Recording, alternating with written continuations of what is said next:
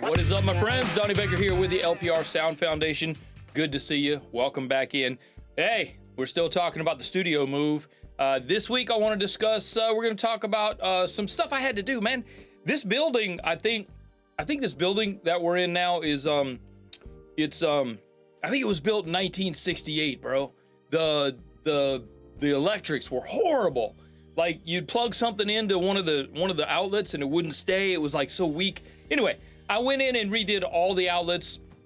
I checked all the fuses in the room and make sure that everything was, was up to working for the equipment that we have today. So, fortunately, when I looked at it, they were all 20 amp circuits, all 20 amp breakers. So I didn't really have to change any breakers, but I did change all the receptacles, all the outlets and all that stuff. And then I'll show you what we did with room treatment. We did a little bit of room treatment. There's more that we're going to talk about on the studio tour, but during the initial setup, we did some pretty cool stuff, and I'll share that with you. And let's just go on over there, and let me show you what I did. Here's the electrics. This is the electrics. Let me get this out of the way real quick. Dude, this is the electrics, and it's really old.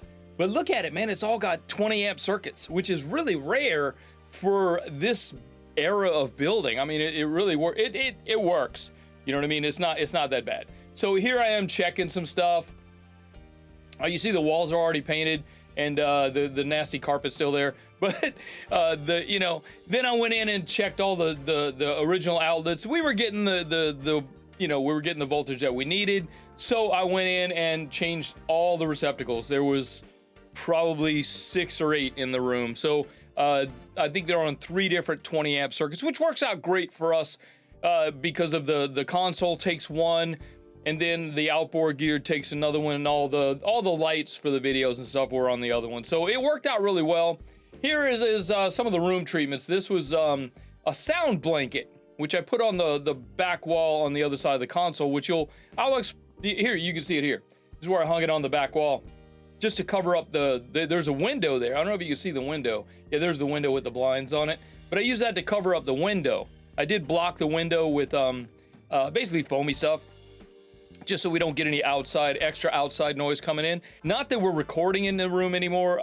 This is strictly for mixing and editing and things like that, and doing this podcast, which is kind of cool. Here it is. Here's that's right after I hung it. That's what it looks like, man. The sound blanket is quite heavy. It looks like a packing blanket, but you can get it at like Harbor Freight, but it's not. It's not cheap, and it works out great. So here I put some curtains on the back wall just to keep the slap from coming. We're going to talk about this a little bit next week as well. I've got a bass trap that I put in the corner over there, which it worked out.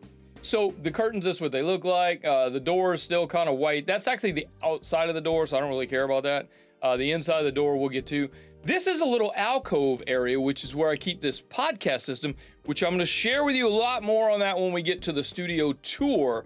But I did put a panel on there just to keep reflections from coming anywhere near that, because this is kind of a swirly little alcove with some bass trap. Some low frequencies were getting caught in there, and this thing really helps. So here I am installing the wall treatment. These are made of rock wool. These are actually homemade, and I'll share with you right here in the corner. I'll share with you a video where I show you how to make these. Really simple, really cheap. I got all the stuff at Home Depot, except of course for the burlap. I think I got it like some fabric store, or Joann's Fabrics or something like that. So here they are hanging on the wall, all symmetrical and looking good for us OCD types. Anyway, we did have these other little decorative extra foamy things that we had in the other studio, and hung those on there. This looks really good. I kind of like it. And then that's pretty much it, man. That would be the tour of the electrics and the room treatments. Next week, we're going to get more into bringing the console in and setting things up and setting up the rack and showing you how I put things where. We are going to get to the week after that. We're going to talk about the patch bays, which the way that I configured the patch bays, the way my brain thinks of how I want things to work, and how I came up with that. That's probably the most difficult part of setting up your home studio or setting up your studio, is thinking about how you want your workflow to happen when it comes to patch bays, outboard gear, how you want things to come in, go out. Do you want to, do you want to insert?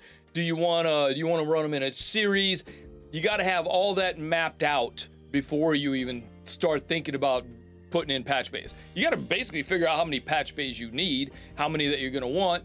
If you're tracking people, you want to make sure you get the right kind of patch bays that allow phantom power to pass through in case you're going to use any microphones that require phantom power. There's a lot to consider. There's actually another video, I'll link to it right here, where we talk about patch bays. You guys can go learn about that. Oh, and I will leave a link for the, do I have it here? Yes, I do. Ooh, look at me go.